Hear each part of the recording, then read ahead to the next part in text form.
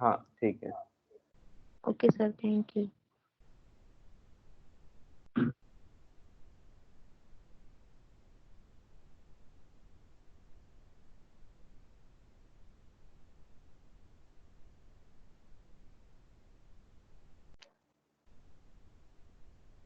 तो आपका रूल क्या बोलता है? एक व्यक्ति एक जगह मेंबर हो सकता है और दूसरे जगह नॉमिनी हो सकता है। तो फॉर एग्जांपल मिस्टर एक्स है, मिस्टर एक्स एक कंपनी बनाता है ओपीसी, समझो एक्स प्राइवेट लिमिटेड, और यहाँ पे मेंबर बन जाता है वो। इनफैक्ट ये यहां लिख लेते हैं, मेंबर बनता है वो मिस्टर एक्स इन एक्स प्राइवेट लिमिटेड। ये है क्या? ये एक ओपीसी है। और वो नॉमिनी अपॉइंट कर देता है एक दूसरे व्यक्ति को, मिस्टर वाई को, जो उसका एक फ्रेंड है। अब क्या होता है, मिस्टर वाई ने भी एक कंपनी बनाया, वाई प्राइवेट लिमिटेड।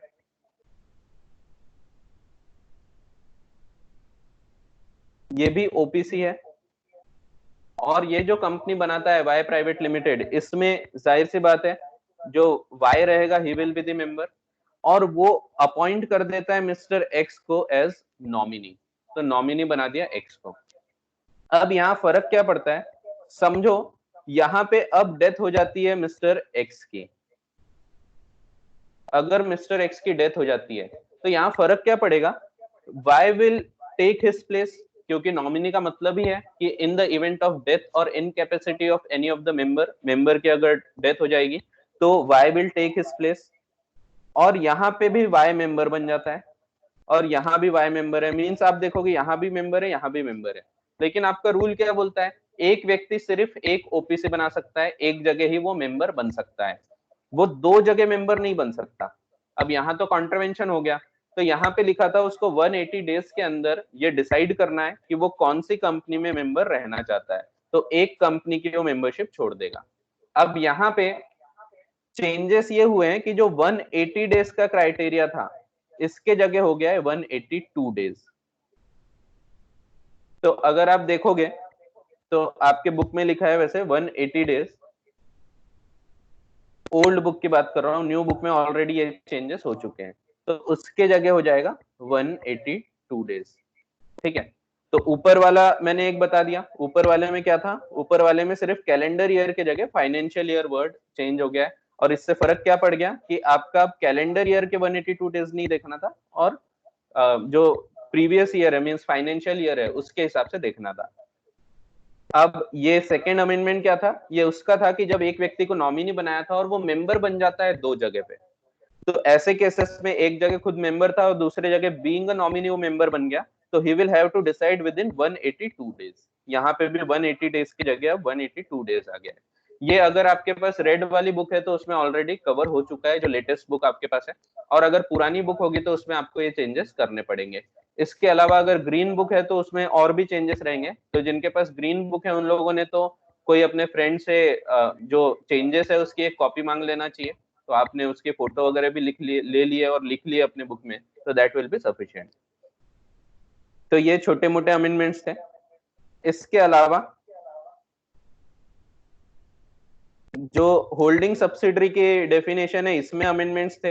ये ऑलरेडी आपके बुक में किए हुए हैं, इवन जो ऑरेंज बुक है उनके पास भी ये अमेंडमेंट है, रेड बुक वालों के पास भी है। सिर्फ जिनके पास ग्रीन बुक है उन लोगों ने ये एक बार चेक कर लेना है कि जो सब्सिडरी की डेफिनेशन है उसमें चेंजेस है, वो चेंजेस आपको लिखना है। वैसे ही आपको स्मॉल कंपनी वगैरह की डेफिनेशन में जो चेंजेस है वो आपको नोट कर लेना है। इसके बाद एक नया सेक्शन है, उसके बारे में मैं आपको बता देता हूं। एक सेक्शन ऑलरेडी आपको मैंने बता दिया हूं, सेक्शन 3A। सेक्शन 3A आपको आपके बुक में मिल जाएगा, न्यू बुक में, और ओल्ड बुक वालों को भी मैंने डिक्टेट कराया हूं। अगर आप वीडियोस देखते हैं यूट्यूब पे, मेरे वीडियोस अवेलेबल है, आप अगर वो देखते हैं तो उसमें मैंने 3A बहुत डिटेल में समझाया हूं कि सेक्शन 3A क्या बोलता है। अब यहाँ पे एक और नया सेक्शन आया है, सेक्शन नंबर 10A। तो सेक्शन 10A जो है ये एक नया सेक्शन है, ये आपके एग्जाम में एप्लीकेबल है, तो आपको ये ध्यान रखना है। पहले एक सेक्शन हुआ करता था सेक्शन नंबर 11, जो मैंने आपको पढ़ाते टाइम बताया हूँ कि सेक्शन 11 अब हटा दिया गया था, लेकिन उसके जगह फिर से सेक्शन 11 की वर्डिंग्स लेके वैसा का वैसा एक सेक्शन आया, सेक्शन 10A। तो आपके कोर्स में सेक्शन नंबर 10A है। ये बोलता क्या है? ये सिर्फ ये बोलता है कि अगर कोई कंपनी कोई बिजनेस चालू करना चाहती है, जैसे कंपनी यहाँ पे फॉर्म हो गई, फॉर्मेशन हो गया, तो फॉर्मेशन होने के बाद भी कंपनी बिजनेस चालू नहीं करेगी तब तक के जब तक के दो कंडीशन पूरी नहीं होती। अब ये सेक्शन आपको पूरा एप्लीकेबल नहीं है, ये सेक्शन में सिर्फ ए वाला क्लॉज आपको लगेगा, बी वाला नहीं लगेगा, क्योंकि section number 12 is not in your course और सेक्शन 12 पे डील करता है बी वाला क्लॉज। तो आपके लिए मेन इंपॉर्टेंट है फर्स्ट वाला, ए वाला क्लॉज। तो ये मैं आपको पहले समझा के बताता हूँ, बाद में अपन इसकी रीडिंग्स को देखेंगे, इसके एक्चुअल वर्डिंग्स को देखेंगे। तो इस तारीख को जैसे समझो कंपनी फॉर्म हो जाती है, तो कंपनी के फॉर्म होने के बाद हर डायरेक्टर जो है, डायरेक्टर को शेयर्स लेना पड़ता है। जैसा कि आपको पता है मेमोरेंडम ऑफ एसोसिएशन में लिखा जाता है कि एक व्यक्ति कितने शेयर्स लेने को तैयार है। तो वो जो भी शेयर्स लेना चाहता है उसके एक्चुअल में उसको पैसे जमा करना पड़ता है विद द कंपनी, और उतने के शेयर्स उसको कंपनी से लेना पड़ता है। अब यहाँ पे जो डायरेक्टर्स हैं उन लोगों ने ये कब तक कर लेना चाहिए, तो इसके लिए टाइम दिया गया है 180 डेज। 180 डेज के पहले क्या हो जाना चाहिए, जो जो व्यक्ति ने बोला था, जैसे समझो फॉर एग्जांपल मैं कैप्स लर्निंग प्राइवेट लिमिटेड में डायरेक्टर हूं और मैं उनके शेयर्स लेने को तैयार था, मैंने क्या करना चाहिए, मैंने पैसा देना चाहिए टू द कंपनी और कंपनी से मैंने शेयर्स लेना चाहिए। ये होने के बाद ही मैं बिजनेस चालू कर सकता हूं। ये दो चीज के लिए रिक्वायर्ड है, एक टू कमेंस द बिजनेस और दूसरा टू एक्सरसाइज बोरोइंग पावर। जब तक मैं ये नहीं करूंगा ना, तो मैं दूसरों से पैसा भी नहीं ले सकता, मैं बाहर वालों से पैसा नहीं ले सकता।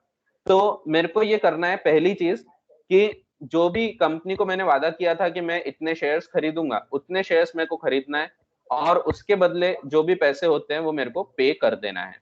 ये करने के बाद जो डायरेक्टर्स रहेंगे वो लिखेंगे कि हाँ इन लोगों ने, जितने भी लोग थे सब लोगों का नाम लिखा जाएगा कि शर्मा जी से इतने पैसे आ चुके हैं, इन्होंने इतने शेयर्स लेने का वादा किए थे, फिर बत्रा जी से इतने पैसे आ चुके हैं, इन्होंने इतने शेयर्स लेने का वादा किए थे, सारडा जी से इतने पैसे आ चुके हैं। तो ऐसे हर एक का लिखेंगे और डायरेक्टर की जिम्मेदारी रहेगी, डायरेक्टर इसको फाइल करेगा विद द रजिस्ट्रार। जैसा कि आपको पता है जितने भी फाइलिंग्स होती है ये रजिस्ट्रार के पास होती है। तो 180 डेज के अंदर फाइल करना है एक डिक्लेरेशन। तो जहां पे भी आपका फॉर्मेशन हुआ है कंपनी का, वहां से विद इन 180 डेज आपको एक डिक्लेरेशन फाइल करना है with the company, with the registrar. क्या? तो जो व्यक्ति शेयर्स लेना चाहते थे उन्होंने शेयर्स ले लिया है और उन्होंने पैसा दे दिया है, तो ये डिक्लेरेशन फाइल होना चाहिए। ये एक रिक्वायरमेंट है आपके काम की, फिलहाल यही रिक्वायरमेंट है। इसके आगे और भी बताया गया है लेकिन ये आपको नहीं लगेगा। तो अगर आपने पहले कंपनीज एक्ट पढ़ा है, जैसे आपने 11th-12th में पढ़ा है, एसपी वगैरह में पढ़ा होगा आपने, या इवन बिजनेस स्टडीज में पढ़ा होगा, तो आपको ये पता होगा उस टाइम पे आप जो फॉर्मेशन ऑफ कंपनी देखते थे, कंपनी जब बनती है उसमें कमेंसमेंट ऑफ बिजनेस स्टेज हुआ करती थी, जो कि न्यू कंपनीज एक्ट में सेक्शन 11 में दी गई थी, बट इसको हटा दिया गया था। इसको फिर से लाया गया है इन the form of section 10A। ये एक्चुअली बिल्कुल वैसा का वैसा कॉपी पेस्ट है जैसा सेक्शन 11 बोला करता था, लेकिन अब सेक्शन 11 तो हट चुका है, फिर से आप सेक्शन 11 नहीं लिख सकते, और इसीलिए 10 के बाद सेक्शन आना चाहिए। तो 10 के बाद क्या आएगा, तो 10 के बाद 10A नाम से एक सेक्शन लाया गया है। तो 10A डील करता है विद कमेंसमेंट ऑफ बिजनेस। तो ये बोलता है कोई भी कंपनी को दो कार्य करने के पहले, बिजनेस चालू करने के पहले और बोरोइंग पावर्स एक्सरसाइज करने के पहले, दो चीज करना है। पहली चीज आपके काम की है, उसको डिक्लेरेशन फाइल करना है। तो कौन करेगा? Director will file the declaration.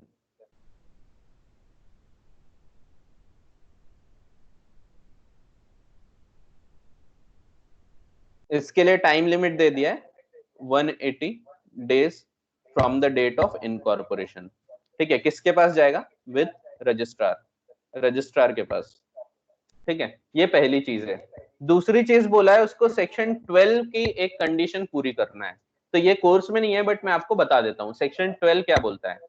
Section 12 में सिर्फ ये बोला गया है कि जो भी कंपनी बिजनेस करना चाहती है, बोरोइंग पावर्स एक्सरसाइज करना चाहती है, तो उसके पहले it should have a registered office.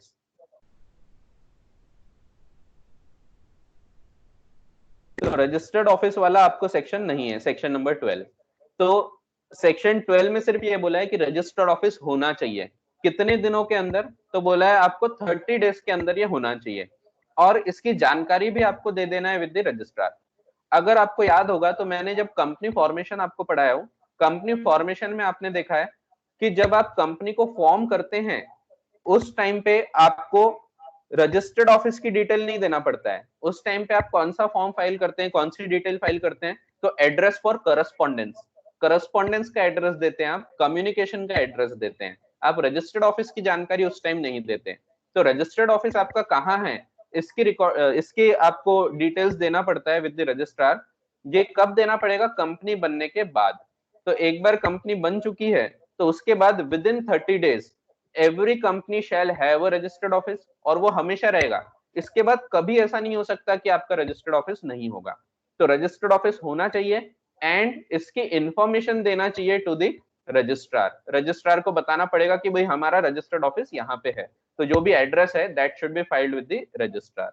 ठीक है, तो ये सेकेंड रिक्वायरमेंट है। तो दो रिक्वायरमेंट है इस सेक्शन में।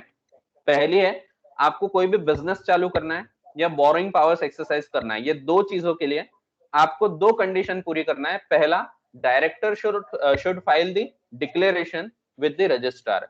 किस चीज का? दैट द मेंबर्स या subscribers have paid the amount, उनको जितना पैसा देना था उन्होंने दे चुका है शेयर्स के against.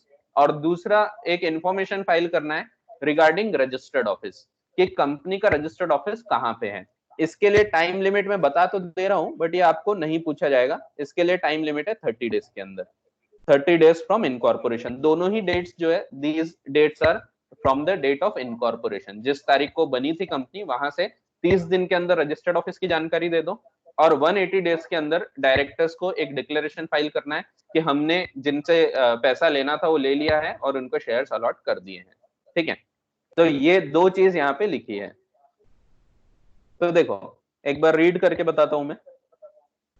A company incorporated after the commencement of the company's amendment ordinance 2019। ये ऑर्डिनेंस और एक्ट में क्या फर्क होता है ये मैं आपको फिर कभी बताऊंगा जब आप इंटरमीडिएट लेवल पे पढ़ोगे, जिसमें आप इंटरप्रिटेशन ऑफ स्टैट्यूट पढ़ोगे, जनरल क्लॉजेस एक्ट पढ़ोगे, तो उसमें आपको समझेगा कि ऑर्डिनेंस और एक्ट में क्या फर्क है। वैसे मैं हल्की सी चीज बता देता हूँ। आपको पता होगा कि जब भी कोई कानून को पास करना है तो क्या करना पड़ता है, आपको उसको both the houses of parliament में पास कराना पड़ता है। तो आपको ये पता होगा, पता है कि नहीं? आपको मैंने बताया था एकदम शुरुआत की क्लास अगर आपको याद होगी तो मैंने बताया था कानून कैसे बनता है। तो एक्ट को पास कराना पड़ता है in both the houses of parliament, और पार्लियामेंट का सेशन होता है, संसद का सेशन होता है। जैसे आपको पता होगा नागपुर में विंटर सेशन होता है, तो विंटर में लोग आते हैं, बाहर के जो अपने नेता है वो लोग आते हैं और यहाँ पे कोई भी कानून बनाया जा सकता है। लेकिन जब सेशन नहीं है, जब कार्यकाल में नहीं है both the houses of parliament, तो उस टाइम पे आप इसको हाउसेस ऑफ पार्लियामेंट में तो पास नहीं कर सकते। तो उस टाइम पे आप कानून कैसे बनाओगे? तो उस टाइम पे कानून बनता है थ्रू ऑर्डिनेंस। ऑर्डिनेंस में आपको both the houses of parliament में पास कराने की जरूरत नहीं पड़ती है, डायरेक्ट आप प्रेसिडेंट से असेंट लेके उसको बना सकते हैं। अल्टीमेटली बाद में जब उसका संसद में बैठेगी, बैठक होगी, यानी संसद चालू होगा, तब फिर इसको पास करा के एक्ट जरूर बनाया जाता है। ठीक है, तो एक्ट बनाने के पहले ऑर्डिनेंस बन सकता है, ये तब होगा जब संसद का सत्र नहीं है, यानी जब हाउसेस ऑफ पार्लियामेंट नहीं होने वाले। तो जैसे छुट्टी का टाइम है या अभी उनका टाइमिंग रहता है कि इस टाइम तक के हमारे ऑफिस चालू रहेंगे, इसके बाद नहीं चलेंगे, तो वो टाइम लिमिट में ही लॉ बनाए जा सकते हैं।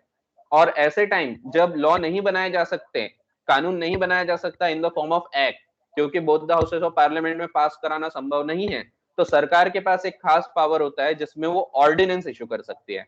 तो ऑर्डिनेंस का मतलब होता है, ये भी एक प्रकार से एक्ट के लेवल का ही है। ऑर्डिनेंस का ये मतलब नहीं कि ये एक्ट के बराबर नहीं है, ये भी एक्ट के बराबर है, सिर्फ कुछ फॉर्मेलिटीज पेंडिंग है और इसीलिए ये एक्ट नहीं बन पाया, ऑर्डिनेंस था। बाद में ये फॉर्मेलिटीज पूरी कराई जाती है और बाद में इसका नाम चेंज करके कर दिया जाता है कंपनीज अमेंडमेंट एक्ट। ठीक है, तो ये ऑर्डिनेंस और एक्ट का हल्का फुल्का डिफरेंस है जो मैंने आपको बताया, जो आपको वैसे एग्जाम पॉइंट ऑफ व्यू से कोई काम का नहीं है। अगले साल इंटरमीडिएट में हल्का फुल्का ये रहेगा आपको, वहां पे भी खैर एग्जाम पॉइंट ऑफ व्यू से कोई काम का नहीं है। ये वैसे आपका सिविक्स का टॉपिक है जो आपने इवन बचपन में पढ़ चुके हैं स्कूल लेवल पे। ठीक है, तो कंपनीज अमेंडमेंट ऑर्डिनेंस के द्वारा ये किया गया था। A company incorporated after the companies amendment ordinance 2019 and having a share capital. जाहिर सी बात है, डिक्लेरेशन क्या कर रहे हो आप कि शेयर्स लिए और पैसे दिए, तो इसीलिए ये उसी कंपनी को लगेगा जिसका शेयर कैपिटल है। And having a share capital shall not commence any business or exercise any borrowing powers unless a declaration is filed by a director within a period of 180 days। तो कौन file करेगा? Director. कितने दिन के अंदर? 180 days of the date of incorporation of the company in such form and verified in such manner as may be prescribed। अब ये जो है फॉर्म, मैनर, ये सब आपको याद रखने की आवश्यकता नहीं है। किसके पास? With the registrar. Registrar that every subscriber to the memorandum has paid the value of shares agreed to be taken by him on the date of making of such declaration. तो डिक्लेरेशन की तारीख तक उन लोगों ने पैसा दे चुके हैं, जितने शेयर्स लेना था उसके बदले पैसा आ चुका है। एंड सेकेंड चीज जो फाइल करेंगे, the company has filed with registrar a verification of registered office as provided in subsection 2 of section 12। तो this is not in our course, क्योंकि आपको सेक्शन 12 नहीं है, तो सेक्शन 12 आपको अगले साल रहेगा। ठीक है, तो ये लेकिन इसके ऊपर क्वेश्चन जरूर आ सकता है। जैसे मैंने इस बार इंटरमीडिएट के बच्चों को टेस्ट सीरीज में ये क्वेश्चन बना के दिया था खुद ने फॉर्म करके, तो इसमें सब बच्चों ने गलत लिख के आए, जबकि उनको ये पढ़ाया गया है। तो बच्चे लोगों को बताया गया था कि ये अमेंडमेंट है, बट उन्होंने गलत किए, कई लोगों ने गलत किए। तो अमेंडमेंट ये किस बारे में है? तो कमेंसमेंट ऑफ बिजनेस के लिए तो है ही, लेकिन बोरोइंग पावर्स के लिए भी है। तो इंटर में जो मैंने अभी पेपर बनाया था उसमें ये लिखा था कि एक कंपनी फॉर्म हुई है, अब वो बोरो करना चाहती है अमाउंट फ्रॉम दी बैंक, अब उसको क्या फॉर्मेलिटीज पूरी करना पड़ेगा। तो कोई भी इतना क्लिक नहीं कर पाया कि उसको ये दो फॉर्मेलिटीज पूरी करना है, एक उसको डिक्लेरेशन फाइल करना है, दूसरा रजिस्टर ऑफिस का वेरिफिकेशन। तो इस प्रकार से लेकिन क्वेश्चन आपको आ सकता है। तो वैसे आपके लेवल पे इतना एक्सपेक्टेड नहीं है कि आपको ऐसा पूछा जाए, बट फिर भी आपको पता जरूर होना चाहिए, क्योंकि ये भी आपके कोर्स में जरूर है। तो section 10A deals with the commencement of business. This is a new section. पहले ये हुआ करता था इन the form of section 11। Section 11 को हटाया गया, फिर से जरूरत महसूस हुई कि नहीं, हमको ये सेक्शन की जरूरत है, डिक्लेरेशन वगैरह होना चाहिए, और इसीलिए सेक्शन 11 तो फिर से नहीं ला सकते, क्योंकि जो एक बार गया वो वापस नहीं आता, तो गया तो गया। तो इसीलिए अब 10A नाम से इसको लाया गया है। ठीक है, तो ये दिया है। इसके बाद आगे का भी आपको ये पढ़ने की जरूरत नहीं है, पेनल्टी का क्लॉज है। तो पेनल्टी में बोला है, अगर डिफॉल्ट होता है इन complying with the requirements of this section, कोई भी अगर डिफॉल्ट होता है, दोनों में से एक भी डिफॉल्ट हो गया, the company shall be liable to a penalty of 50,000 rupees. तो कंपनी के ऊपर बोल दिया 50,000 रुपए की पेनल्टी। वैसे पेनल्टी क्लॉज इंपॉर्टेंट नहीं होते, बट फिर भी मैं ये बोलूंगा कि ये आपने आखिरी टाइम देख के जाना चाहिए। क्यों जाना चाहिए? क्योंकि ये अमेंडमेंट है, तो इसको शॉर्ट में लिख लिया करो। कंपनी के ऊपर पेनल्टी कितनी है? 50,000 की। ठीक है, 50,000 रुपए की। फिर and every officer in default, officer who is in default, यानी जो डायरेक्टर ने फाइल नहीं किया, shall be liable to a penalty, इसके ऊपर भी पेनल्टी है। कितने रुपए की? तो ऑफिसर इन डिफॉल्ट पे पेनल्टी है ऑफ 1,000 रुपीज पर डे, जब तक डिफॉल्ट चल रहा है तब तक। लेकिन मैक्सिमम कैप लगा दिया गया है, maximum up to 1 lakh rupees. तो 1 लाख तक के मैक्सिमम पेनल्टी जा सकती है ऑन दी डायरेक्टर। ठीक है, और कंपनी के तो 50,000 बोला ही है। तो ऐसा है। तो पेनल्टी क्लॉज है, वैसे काम के नहीं होते हैं, बट ये नया है, इसीलिए सिर्फ ऐसा शॉर्ट में लिख के रख लो, और आखिरी टाइम पे बस इतना सा आपने पढ़ के चले जाना है। ठीक है, फिर where no declaration has been filed with the registrar under clause A of subsection 1 within a period of 180 days। ये किसकी बात हो रही? सिर्फ इसकी बात हो रही, ये वाले की, इसकी बात नहीं हो रही। And the registrar has reasonable cause to believe, registrar को लगता है कि कंपनी जो बनाई गई है ये जबरदस्ती बना दिया है, इन लोग कोई बिजनेस करना नहीं चाह रहे हैं, तो रजिस्ट्रार इस कंपनी को डायरेक्ट बंद भी कर सकता है। तो ये एक पावर दिया गया है रजिस्ट्रार को कि अगर 180 डेज में आपने ये नहीं किया, उसका मतलब आप सीरियस ही नहीं हो। 180 डेज यानी कितना, आपकी कंपनी बन के आधा साल गुजर गया और आधे साल में आपने कोई काम ही चालू नहीं किया, आप डिक्लेरेशन ही फाइल नहीं कर रहे, तो ऐसे केसेस में रजिस्ट्रार हैज द पावर, अगर उसको लगता है he has a reasonable cause to believe that the company is not carrying on any business और operations, he may without prejudice to provisions of subsection 2 initiate without prejudice to provision of subsection 2 का क्या मतलब है, means इसमें जो बोला है वो तो लगेगा ही, वो पेनल्टी लगेगी, उसके अलावा he may initiate action for removal of name of the company from the register of companies। ठीक है, तो सिंपल ये है कि रजिस्ट्रार कैंसिल कर सकता है रजिस्ट्रेशन, रजिस्ट्रार नाम हटा देगा कंपनी का। ठीक है, ये actual wordings of the act है, ये बेयर एक्ट है, इसीलिए हो सकता है आपको इसकी वर्डिंग्स थोड़ी सी डिफिकल्ट लगे क्योंकि आपने कभी बेयर एक्ट अभी तक पढ़ा नहीं है, ये पहली बार मैं आपको बेयर एक्ट से बता रहा हूँ कोई चीज। तो ये सेक्शन 10A के बेयर एक्ट है, यानी actual wordings of the act, जैसा कानून लिखा गया वैसा का वैसा लाके मैंने आपको ये बताया हूँ। ठीक है, तो ऐसा है। फिर अब ये एज पर रूल्स वाला जो है ये आपके कोई काम का नहीं है, ये एक्चुअली मैं इंटरमीडिएट की जो बुक थी, इंटरमीडिएट को जो पढ़ा रहा हूँ उसके हिसाब से मैंने यहाँ पे ला लिया था, तो इंटरमीडिएट में ये सब काम का है, तो आपको ये काम का नहीं है। इसमें सिर्फ ये लिखा है कि जब ये डायरेक्टर डिक्लेरेशन फाइल करेगा तो यहाँ पे कंपनी सेक्रेटरी या चार्टर्ड अकाउंटेंट या एक कॉस्ट अकाउंटेंट के द्वारा साइंड होना चाहिए, यानी डिक्लेरेशन जो रहेगा उसमें सीए की भी साइन होना चाहिए, एक प्रैक्टिसिंग चार्टर्ड अकाउंटेंट की। ठीक है, तो ये बोला गया है, तो ये आपको कोई काम का नहीं है। ठीक है, और ये प्रोविजो भी कोई काम का नहीं है, रूल्स से रिलेटेड प्रोविजो है, तो ये दोनों चीज आपके काम की नहीं है। तो ये मैंने कॉपी किया हूँ इसीलिए ये आपके इसमें गलती से आ गया। ठीक है, यहाँ तक कोई डाउट है तो आप पूछ लो, इसके बाद मैं आगे थोड़ा बढ़ता हूँ। इसके बाद अमेंडमेंट्स कुछ नहीं है, मैं आपको बस एक ओवरव्यू कर दूंगा, हल्के फुल्के अमेंडमेंट्स है।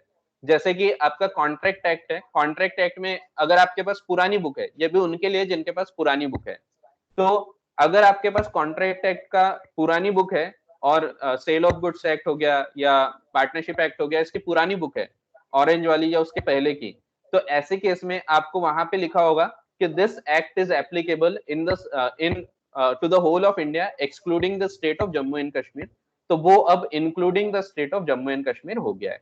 ये छोटे से अमेंडमेंट्स है, ये 3 एक्ट में काम आएगा क्योंकि एलएलपी और companies act is already applicable to the whole of India, लेकिन ये 3 एक्ट पहले जम्मू कश्मीर में नहीं लगते थे।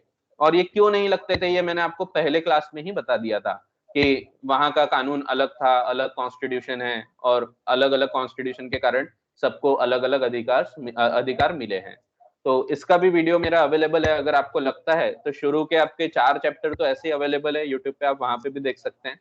इसके अलावा कंपनीज एक्ट लगभग पूरा का पूरा डला हुआ है, एलएलपी डला हुआ है पूरा यूट्यूब पे, पार्टनरशिप एक्ट का जो बेसिक प्रोविजंस है वो डले हुए हैं, तो आप वहां से देख सकते हैं। ठीक है, और सेल ऑफ गुड्स एक्ट आपको ऐप के थ्रू दिया ही गया है, आपको जो कैप्स का ऐप है उसमें आपको sale of goods act, partnership act, ये सब उसके द्वारा दिया गया है। और कंपनीज एक्ट जो है और एलएलपी जो है ये मैंने वैसे भी ऑनलाइन पूरा यूट्यूब पे डाला हुआ है। ठीक है, आपको कोई भी हेल्प लगती है तो आप पूछ सकते हैं। कंपनीज एक्ट में सिर्फ आखिरी वाला जो वीडियो है, 11th वीडियो है, तो 11th लेक्चर जो है दैट इज प्राइवेट, तो उसके लिए आप जब देखोगे तो मेरे को एक बार आपको मैसेज करना पड़ेगा, तो मैं आपकी ईमेल आईडी उसमें डाल दूंगा, तो आप उस वीडियो को देख सकते हैं। तो बाकी के सब वीडियो फ्री है। तो total there are 12 videos including this amendment, but एक ही वीडियो उसमें मैंने प्राइवेट रखा हूँ, तो उसका कुछ रीजन है, वो आपको बाद में पता लगेगा जब आप वो देखोगे तब। इसके अलावा आपको कोई डाउट है तो अभी तक तो आप मेरे से पूछ सकते हैं, पहले ये अभी के अमेंडमेंट पे डाउट पूछ लो, इसके बाद आपके और कोई डाउट होंगे पुराने कोई चैप्टर्स के तो वो भी पूछ लो, तो एक एक करके आप पूछ सकते हैं।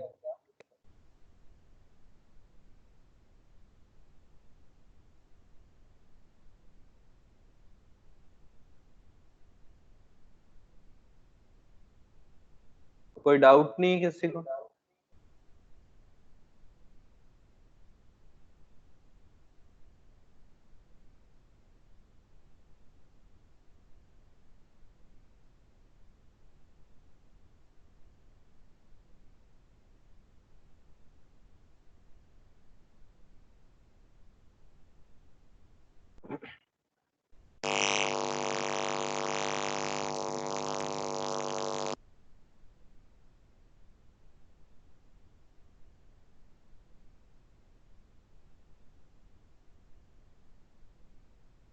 कोई डाउट नहीं होगा तो अपन दूसरा जो बाकी की चीजें हैं मैं वो एक बार आपको हल्के फुल्के ऊपर ऊपर से बता देता हूँ कि कौन से टॉपिक पे आपको ज्यादा वेटेज देना है।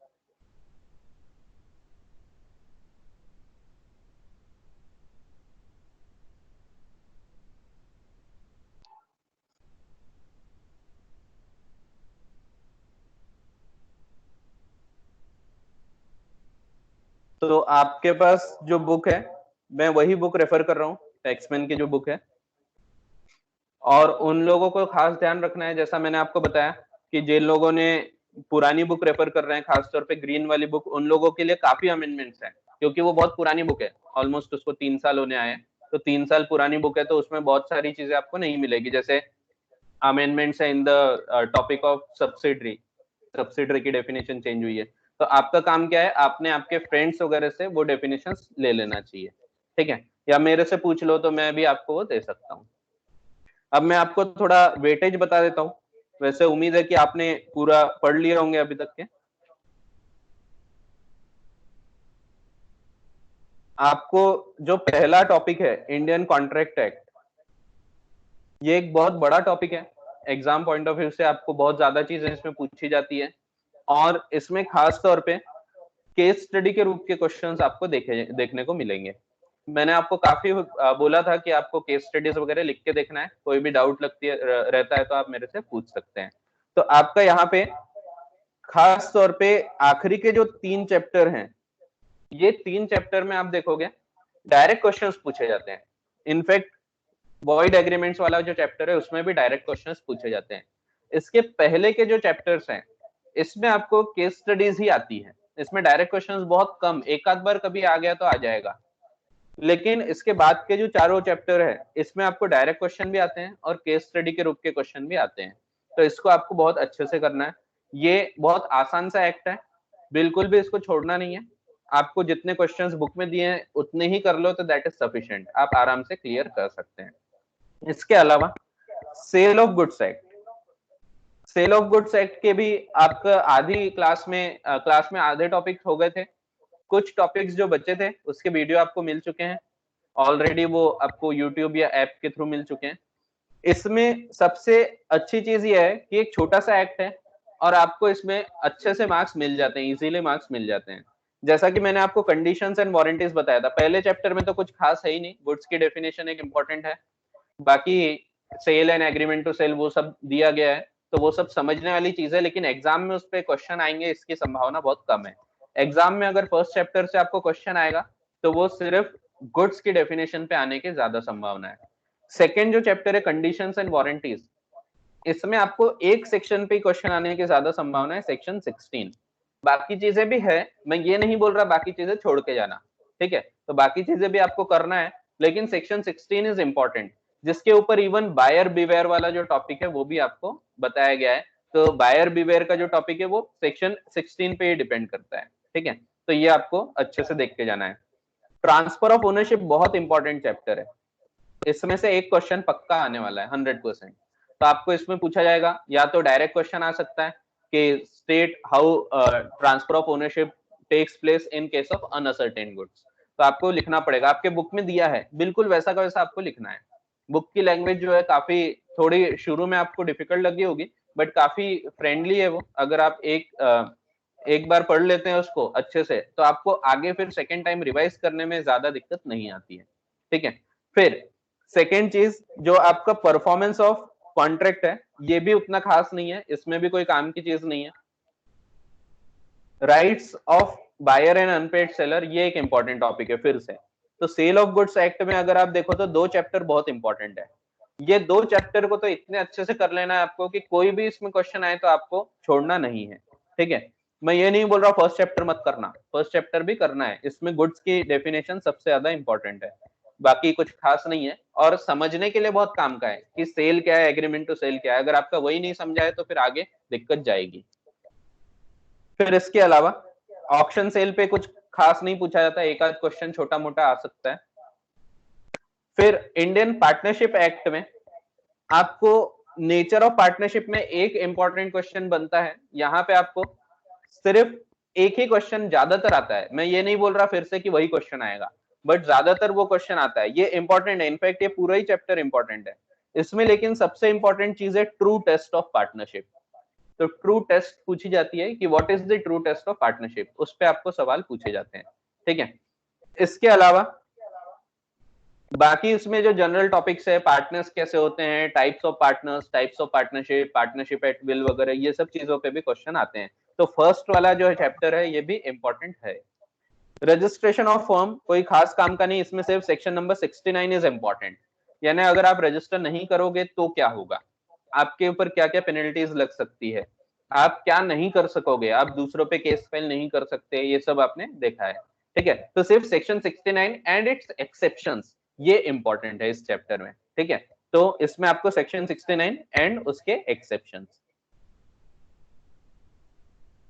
फिर रिलेशन ऑफ पार्टनर्स, ये कोई खास काम का नहीं है, इसमें सिर्फ वही है कि हर पार्टनर एक दूसरे का एजेंट होता है, प्रिंसिपल होता है। तो वही जो म्यूचुअल एजेंसी है जो पहले चैप्टर में पढ़े, वही चीज यहाँ पे भी चलती है। इस पे आपको बहुत ज्यादा डीप में क्वेश्चंस नहीं आएंगे, बट छोटे मोटे क्वेश्चंस बन सकते हैं। फिर से एक इंपॉर्टेंट चैप्टर है reconstitution and dissolution of firm. ये जो reconstitution and dissolution of firm है, इसमें भी आपको माइनर के जो खास तौर पे क्वेश्चन है वो पूछे जाते हैं। इनफैक्ट वो इसमें भी दिया है माइनर के बारे में, तो रिलेशन ऑफ पार्टनर्स में भी माइनर के बारे में दिया है और डिसोल्यूशन एंड रिकॉन्स्टिट्यूशन में भी दिया है। तो इसके ऊपर आपको बहुत सारे सवाल पूछे जाते हैं, तो आपको ये वाला चैप्टर भी बहुत अच्छे से करना है। माइनर हो गया, आपको एक रिटायरमेंट का क्वेश्चन आ सकता है, एक इंपॉर्टेंट क्वेश्चन आ सकता है एक्सपल्शन का, क्या किसी पार्टनर को एक्सपेल कर सकते हैं क्या, तो आंसर है नहीं कर सकते, जनरल आंसर है नहीं कर सकते, बट कर सकते हैं अगर कुछ कंडीशंस पूरी होती है तो आपको वो मैंने वीडियोस में अच्छे से बता दिया हूँ, तो आप वीडियोस अच्छे से देखो, कोई भी डाउट है तो आप पूछ सकते हैं। इसके अलावा एलएलपी ये भी मेरा पूरा अवेलेबल है। एलएलपी में एक आपको फर्क दिखेगा कि एलएलपी जो मैंने पढ़ाया हूँ वो आपको दिखेगा एज पर मॉड्यूल, तो मेरे जो वीडियोस है वो एज पर मॉड्यूल है। और इसका रीजन वही है क्योंकि आपकी जो बुक है, सबके पास अलग अलग बुक है और इसमें ड्रास्टिक चेंजेस हैं। इसमें अगर आपके पास ग्रीन बुक है तो उसमें सिर्फ 6 पेज का एलएलपी है, क्योंकि उस टाइम पे उतना ही कोर्स में था। फिर ऑरेंज बुक में भी आपको 7-8 पेज में एलएलपी खत्म होते दिखेगा, क्योंकि उस टाइम कोर्स में उतना ही था। फिर न्यू बुक में जो रेड कलर की बुक है और मॉड्यूल जो है, इसमें लगभग सिमिलर चीजें दिखेगी आपको, तो आप मॉड्यूल भी रेफर कर सकते हैं इसके लिए। नहीं तो मेरी जो न्यू बुक है जिनके पास, वो तो न्यू बुक भी रेफर कर सकते हैं। तो आपको जो भी कंफर्टेबल है, जो भी कन्वीनियंट लगता है वो आप यूज कर सकते हैं। मॉड्यूल भी इस चैप्टर के लिए आप यूज कर सकते हैं, बट मैं स्ट्रिक्टली बोलूंगा इसके अलावा बाकी कोई चैप्टर के लिए मॉड्यूल रेफर मत करो, ठीक है। फिर कंपनीज एक्ट जो है, कंपनीज एक्ट में भी कई चीजें बहुत ज्यादा की दी गई है। अगर आपने न्यू बुक लिए हैं, आपके पास रेड कलर की बुक है, तो उसमें आपको सब चीज प्रॉपर है, उसमें आपको कोई भी चीज एक्स्ट्रा नहीं दिखेगी। बट जो पुरानी बुक है जिनके पास, उसमें कुछ एक्स्ट्रा के केस लॉस भी है जो मैंने पहले डाला था, बट बाद में वो हटा दिया हूँ, और इसीलिए न्यू बुक में वो एक्स्ट्रा के केस लॉस नहीं दिखेंगे। बट आपको जो वीडियोस मिल रहे हैं, वीडियोस में वो एक्स्ट्रा के केस लॉस डिस्कस्ड है, तो आप वो एक बार सुन सकते हैं और आप पढ़ सकते हैं, लेकिन आपको एग्जाम के टाइम पे उसको पढ़ने की जरूरत नहीं है। इनफैक्ट मैंने भी जब वीडियो में पढ़ाया हूँ तो उस टाइम मैंने ये स्पेसिफिकली बोला हूँ कि ये आपको एग्जाम के टाइम पे पढ़ने की आवश्यकता नहीं रहेगी। तो एग्जाम के टाइम पे आपको वो केस लॉस देखने की जरूरत नहीं है। तो बहुत सारे जबरदस्ती के केस लॉस हैं, वो मैंने हटा दिया हूँ, ठीक है। वो पहले इसीलिए इंक्लूड किया था क्योंकि इंस्टीट्यूट ने वो इंक्लूड किया था, बट कोई उससे फर्क नहीं पड़ रहा है, उस पर ना क्वेश्चन आएंगे, क्योंकि उस पर ऑलरेडी सेक्शन है, प्रोविजन ऑफ द लॉ है। तो प्रोविजंस जब बोल रहे हैं तो वहां पे फिर केस लॉस पे क्वेश्चन नहीं आते। केस पे क्वेश्चन कहाँ पे आते हैं, वहां पे जहां पे प्रोविजंस नहीं है। जैसे कि सॉलमन वर्सेस सॉलमन हो गया, वहां आ सकते हैं, या दिनशॉ का एक केस देखोगे आप, सर दिनशॉ मानिक जी पेतीत का, उस पे क्वेश्चन आ सकते हैं। डेमलर कंपनी का एक केस है, तो इन पे क्वेश्चन आ सकते हैं आपको। और यहाँ पे आपको केस स्टडीज भी याद रखने की जरूरत है, केस का नाम भी याद रखना पड़ेगा, ठीक है। तो वो मैंने आपको पढ़ाते टाइम बताया हूँ, ये आखिरी के वीडियो में आपको दिखेगा, ये जो केस लॉज में बोल रहा हूँ, ये 11th वीडियो में आपको दिखेगा, 11th लेक्चर में, ठीक है। इसके अलावा आपके जो पेपर्स वगैरह है, पेपर्स वगैरह सॉल्व करते जाओ। आपको एक्स्ट्रा टाइम मिला है, 1 मंथ पूरा पूरा एक्स्ट्रा मिल गया है, तो आप उसमें 1 मंथ से भी ज्यादा, इनफैक्ट 50 डेज आपको एक्स्ट्रा मिल रहे हैं। मैं पूरा कैलकुलेट कर चुका हूँ, इनफैक्ट एक टाइम टेबल भी बनाया हूँ मैंने, वो टाइम टेबल भी कुछ टाइम बाद मैं अपलोड करूंगा। तो आपको वो जो एक्स्ट्रा टाइम है उसको कैसे यूटिलाइज करना है, तो आपका अभी तो एम होना चाहिए कि एग्जाम की डेट तक, आपके जो एग्जाम होने वाली थी वहां तक आपको पहले तो कंप्लीट कर ही लेना है फर्स्ट रीडिंग। और जो एक्स्ट्रा टाइम मिला है that should be used only for the purpose of revision. ठीक है, तो एक्स्ट्रा टाइम को कैसे क्या यूटिलाइज करना है उसका मैं आपको वीडियो बना के दूंगा। बहुत अच्छा टाइम मिला है, आप आराम से क्लियर कर सकते हैं। आपको जो लग रहा होगा कि मैं लिख के कैसे देखूं, सॉल्व करके कैसे देखूं, तो अब एक्स्ट्रा टाइम मिल चुका है तो आप वो भी चीज करके देख सकते हैं। तो और कोई भी डाउट है तो आप पूछ सकते हैं, कोई भी सर से पूछ सकते हैं, रिस्पेक्टिव सर से पूछो तो ज्यादा बेटर है, जिसके डाउट है उस सर से पूछो। तो इसके अलावा अगर कोई डाउट स्पेसिफिकली ऐसे स्पेसिफिक सब्जेक्ट से रिलेटेड नहीं है तो वैसे डाउट्स आप किसी से भी पूछ सकते हैं, मेरे से पूछ सकते हैं, पवन सर से, नीरज सर से, किसी से भी पूछ सकते हैं, जिनसे भी आप कंफर्टेबल हो, जिनसे आपको डर नहीं लगता है। तो मेरे से तो आप लोग बहुत डरते हैं, बट बाकी लोगों से उतना नहीं डरते, तो बाकी लोगों से पूछ सकते हैं। तो यहाँ पे मेरे तरफ से बोलने वाली पूरी बात कंप्लीट हो चुकी है। तो जो भी सेशन में बताना था वो मैंने बता चुका हूँ। इसके बाद आपको अब कोई भी अगर डाउट होगा, कोई भी आपकी क्वेरीज होगी तो आप मेरे से पूछ सकते हैं, नहीं तो फिर अपन इस सेशन को फिर एंड करेंगे, एक एक करके सबको फिर लीव करने बोलूंगा मैं। तो पहले आपको अगर डाउट है तो आप मेरे से डाउट पूछ लो। Excuse me sir. हाँ सर एलएलपी में इम्पोर्टेंट क्या है? एलएलपी में ऐसा देखे तो एलएलपी का टॉपिक ही इंपॉर्टेंट नहीं है, मैं ये नहीं बोल रहा हूँ मत पढ़ना। उसमें एक क्वेश्चन आएगा आपको, मैक्सिमम 6 मार्क आ सकता है, उसके ऊपर नहीं आएगा। तो 6 मार्क भी बहुत ज्यादा हो गया, आपको 3-4 मार्क का जनरली एलएलपी पे क्वेश्चन आता है। उसमें खास तौर पे जो क्वेश्चन आता है वो आएगा या तो steps for forming LLP, steps वगैरह पूछे जा सकते हैं, या फिर कैरेक्टरिस्टिक्स वगैरह पूछे जा सकते हैं। बट जनरली कैरेक्टरिस्टिक पे क्वेश्चन नहीं आता है। क्यों नहीं आता है? क्योंकि कैरेक्टरिस्टिक जो है वो ऑलरेडी आपके कंपनीज एक्ट में कवर हो चुके हैं, आइदर कंपनीज एक्ट में और पार्टनरशिप एक्ट में। क्योंकि एलएलपी क्या है, LLP is a hybrid of both. कुछ पार्ट्स, कुछ चीजें उसमें आती है फ्रॉम दी कंपनीज एक्ट, कुछ चीजें आती है फ्रॉम दी पार्टनरशिप एक्ट, और दोनों मिला के एक्ट बनाया गया है। तो ज्यादा से ज्यादा उसमें यही पूछा जाता है कि स्टेप्स क्या है, उसकी फॉर्मेशन ऑफ एलएलपी के स्टेप्स बताओ, तो वो आता है। या कोई फीचर्स आ सकते हैं कभी, बट मेजरली उस पे स्टेप्स ही पूछे गए हैं, और कोई ऐसा सवाल नहीं पूछा गया। वैसे बाकी मैंने समझा के बताया हूँ, तो आपको नेम रिजर्वेशन वगैरह वो सब प्रोसेस भी सेम है। एलएलपी को फॉर्म करने की प्रोसेस भी बिल्कुल सिमिलर है जैसा कंपनी को फॉर्म करने की है। बट एलएलपी में मैंने थोड़ा डिटेल में बताया हूँ, जैसे नाम कैसा होना चाहिए, नाम कैसा नहीं होना चाहिए। तो वो सब चीजें आप एक बार बस वीडियो भी देख लेते हैं आप, और वो वीडियो मैं हटाऊंगा नहीं, वो वीडियो को मैं रखने वाला हूँ। तो आप अगर 2 बार वीडियो देख लेते हैं तो दैट इज सफिशिएंट। आपने 2 बार देख लिया, उसके बाद आपको ज्यादा कुछ लिखने की जरूरत नहीं है, उस पर लिखने पे भी टाइम मत वेस्ट करना। इनफैक्ट वो वेस्ट ही होगा, तो इसलिए उस पर लिखने पे टाइम मत जाने देना।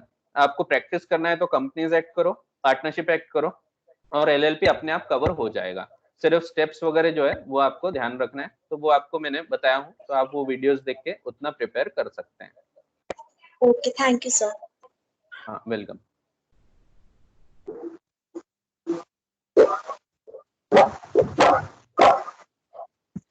हाँ बोलो।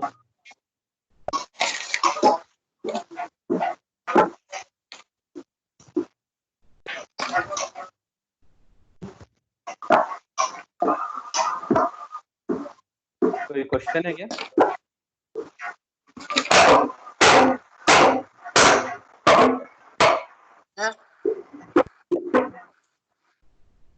हाँ, किसी को कोई क्वेश्चन नहीं होगा तो आप जा सकते हैं, जिसको क्वेश्चन होगा वो रुक सकता है, जिसको क्वेश्चन नहीं है वो लीव कर सकते हैं एक एक करके।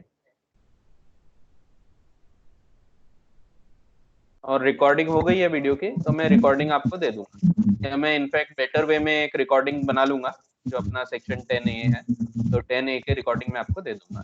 बाकी ऑलरेडी 3A वगैरह जो नए सेक्शन थे वो आपके वीडियोस में कवर्ड है, आप वीडियोस रेगुलर देखिए।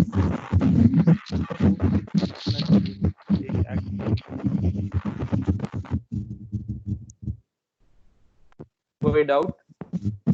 हेलो हाँ सर, लेक्चर नंबर 11 के लिए क्या करना पड़ेगा सर, कंपनी जैक का? हाँ, वो मेरे को आप मेल आईडी भेज देना, मैं आपको उसका एक्सेस दे दूंगा। या मैं एक काम ठीक है सर। करूंगा, आप सब लोग एक साथ अगर वहां तक पहुंच जाते हैं तो मैं उसको एक दिन के लिए पब्लिक कर दूंगा, 1-2 दिन के लिए, 4 दिन के लिए, तो वैसा भी कर सकते हैं। इनफैक्ट वो पब्लिक था कल तक, कल ही मैंने उसको प्राइवेट किया हो।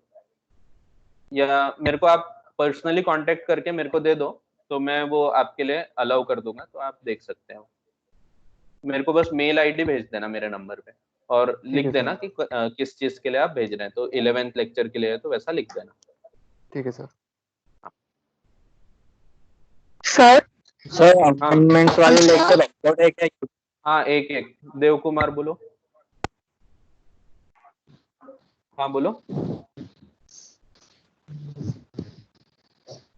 हेलो सर हाँ बोलो आकाश। सर ये जो डॉक्ट्रिन ऑफ इंडोर मैनेजमेंट में फॉर्जरी वाला केस है वो एक बार एक्सप्लेन कर दीजिए ना।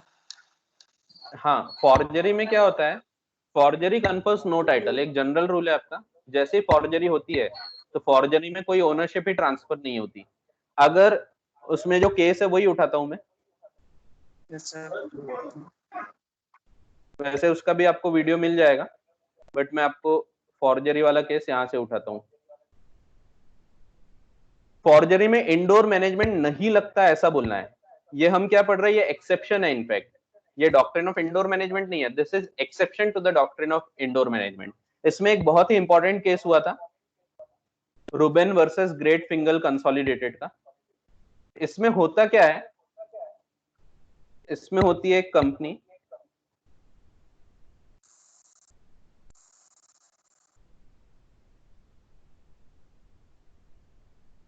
इसमें होती है एक कंपनी, कंपनी के आर्टिकल्स में लिखा होता है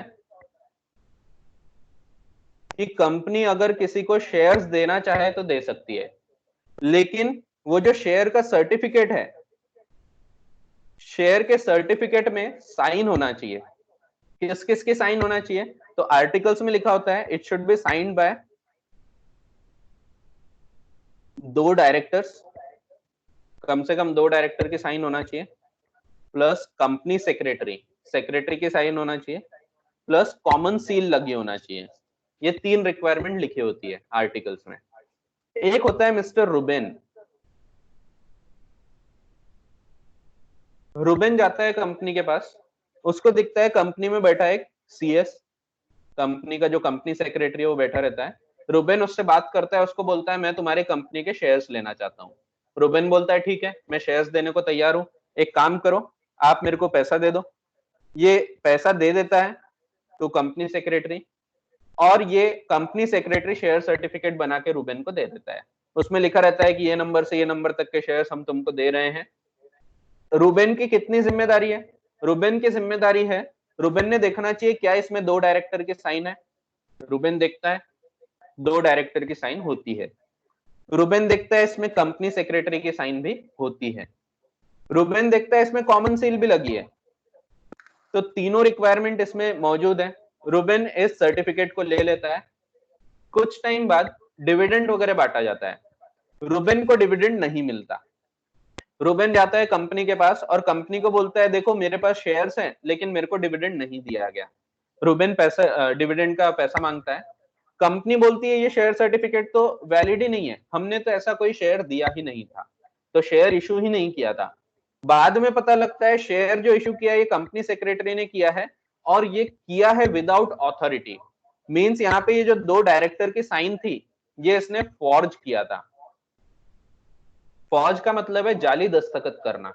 फॉर्ज और फॉर्जरी, फ्रॉड में दोनों में फर्क है, फॉर्जरी और फ्रॉड। फ्रॉड का मतलब है कोई भी धोखाधड़ी, लेकिन फॉर्जरी ऐसी धोखाधड़ी जिसमें साइन में गड़बड़ की गई है। अगर साइन में गड़बड़ हो जाती है ना तो कानून सहायता नहीं करता, भले ही फिर ये इनोसेंट भी है फिर भी कानून इसकी सहायता नहीं करता। ये रूल हमेशा ध्यान रखना। जहां जहां फॉर्जरी होती है, ये मैं आपको इवन इंटर लेवल पे या जहां भी फाइनल लेवल पे भी अगर आप कोई भी टॉपिक पढ़ते हैं तो आपको वहां पे ये पॉइंट दिखेगा कि जैसे ही फॉर्जरी हुई ये पूरा का पूरा डॉक्यूमेंट इनवैलिड हो गया। ठीक है, अब यहाँ पे सवाल यही आया, रूबेन बोलता है कि इसमें मेरी थोड़ी गलती है, गलती तो तुम्हारे कंपनी सेक्रेटरी की है। तो कंपनी सेक्रेटरी ने गलती किया तो तुम उसके लिए मेरे को क्यों जिम्मेदार ठहरा रहे हैं, मेरे को क्यों पैसा देने से मना कर रहे हैं।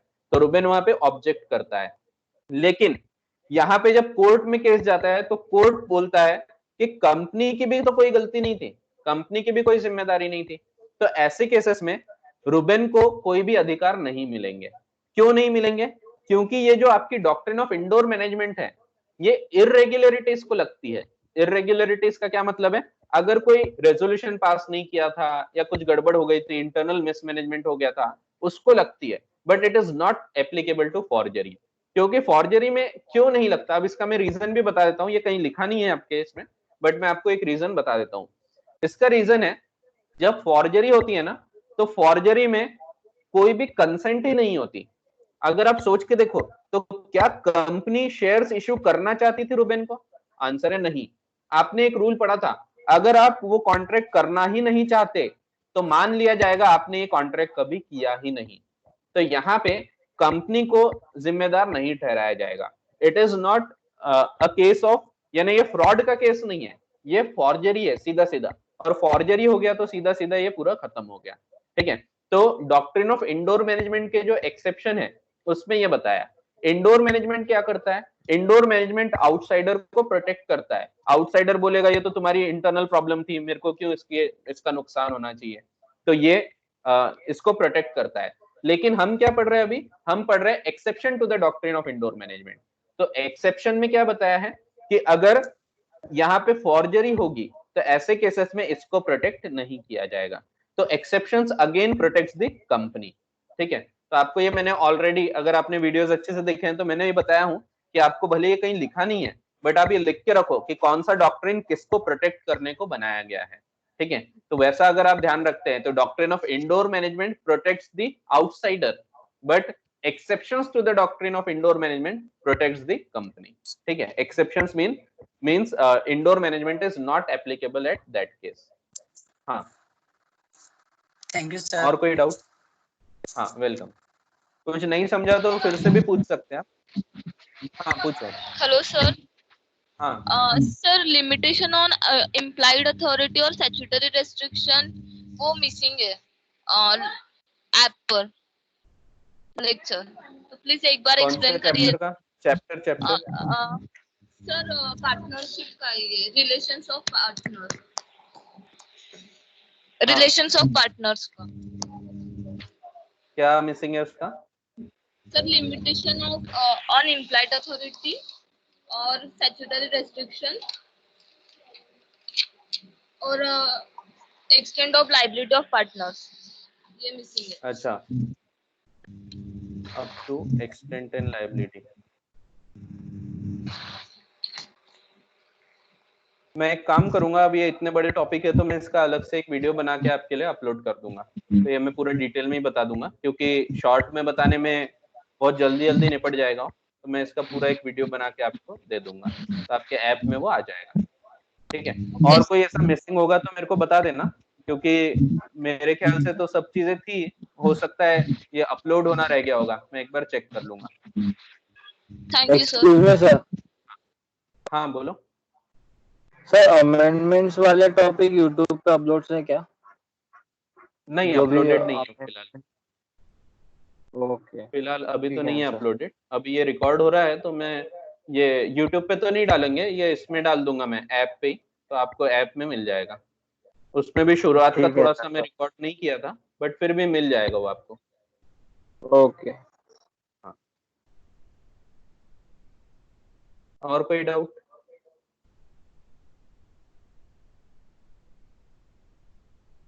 अगर डाउट्स नहीं होंगे तो आप लीव कर सकते हैं एक। Bye sir. हाँ, बाय। जिसको डाउट होगा वो रुको, बाकी लोग जा सकते हैं। सर वो अमेंडमेंट में ऑर्डिनेंस का एक बार बता दीजिए। अरे वो कोई काम का नहीं है एग्जाम पॉइंट ऑफ व्यू से। ऑर्डिनेंस का मतलब होता है कि जब संसद का सत्र नहीं होता है तो उस वक्त पे आप एक्ट नहीं पास कर सकते, एक्ट नहीं बनाए जा सकते। एंड दैट्स व्हाई उस टाइम पे अगर आपको कोई कानून लाना है तो वो ऑर्डिनेंस के द्वारा लाया जाता है। तो ये कॉन्स्टिट्यूशन आपको एक अधिकार देता है। ये सब कॉन्स्टिट्यूशन के चीजें हैं। कॉन्स्टिट्यूशन अधिकार देता है कि सरकार कानून बना सकती है, एक्ट बना सकती है, ऑर्डिनेंस बना सकती है। तो वो एग्जाम पॉइंट ऑफ व्यू से कोई काम का नहीं है। मैंने थोड़ा ज्यादा आपको बता दिया, बट वो that is not relevant for the exam purpose. Okay फिर सर। भी मैं वो ये वीडियो डाल दूंगा तो आपको वो देखने को मिल जाएगा फिर से। Okay sir. और कोई डाउट? हेलो।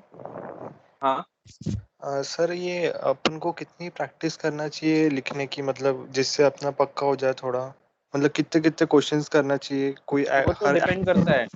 अब आपका क्या रिक्वायरमेंट है, आपको कितनी जरूरत है, उसके ऊपर डिपेंड करता है। जैसे अब कोई बहुत अच्छा है लिखने में, मैं उसको जनरली बोलता हूँ कि आपका ऑलरेडी लिखना अच्छा है, तो आप नहीं भी लिख के देखोगे तो चलेगा।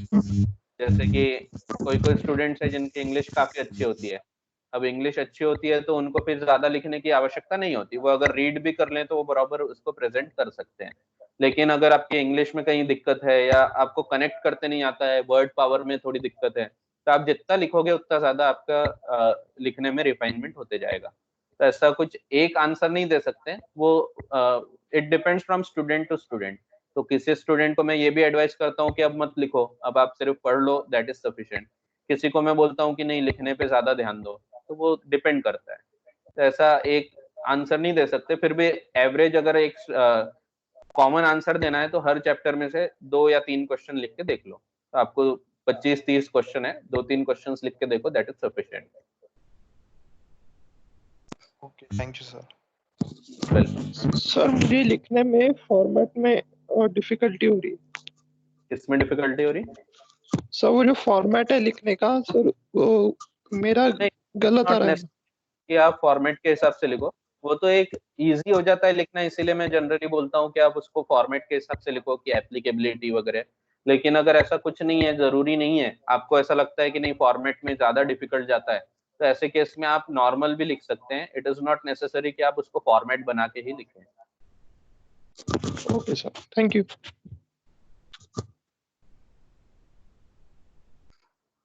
Thank you sir.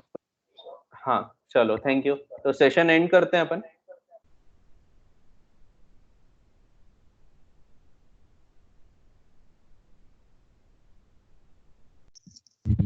सर वो फॉर्मेट में अगर फॉर्मेट में नहीं भी लिखे तो चलता है ना? फॉर्मेट में बहुत ज्यादा टाइम जाता है, वो पूरा मतलब क्वेश्चन से उतार के देखो तो उसमें नहीं, तो पूरा टाइम। लिखना तो वैसे ही चाहिए, टाइम का ये नहीं बोल सकते अपन, क्योंकि टाइम जाएगा ही, अपने को टाइम वो वेस्ट नहीं हो रहा है। आप अगर लिख के देख रहे हैं तो आपको उसका फायदा दिखेगा। तो जहां तक हो सके आपने इसमें ट्राई वही करना चाहिए कि लिख के देखो फॉर्मेट में। अगर नहीं छोड़ा है तो फिर आप ऐसे लिख सकते हैं नॉर्मल इसमें। ठीक है,